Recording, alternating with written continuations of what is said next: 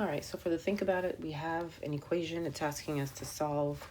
So our first step, there's no parentheses, we don't distribute, but we are going to combine the like terms, which are the x's. So we have a 2x and a 4x that combine to make 6x plus 5 equals -7.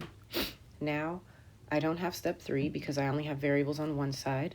So step 3 is done. But I need to get my constants to be over here on the right, which means this plus 5 has to go.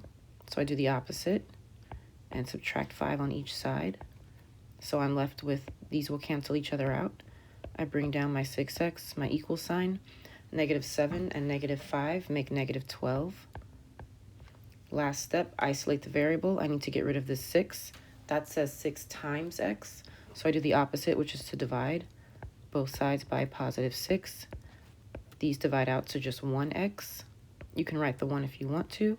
And -12 divided by 6 is -2. It didn't ask me to check it, so I'm not going to. But we are going to be checking for most of these examples for the rest of the lesson. You have your steps, and I've shown you how to check. So if I think the answer is -2, I rewrite. So this is my original equation. I'm going to rewrite it, but now instead of x's, I'm going to put -2's in their place. And I put them in parentheses because it's 2 times x, and it's 3 times x. This didn't get multiplied by anything, so I didn't put that -2 in parentheses. So it's 2 times the x, which is -2, to get -4. Bring down the -8. 3 times -2 is -6, not plus minus 6, just -6. And -2 minus 16, they're both negative, so you add them together. 2 plus 16 is 18, and you keep their sign.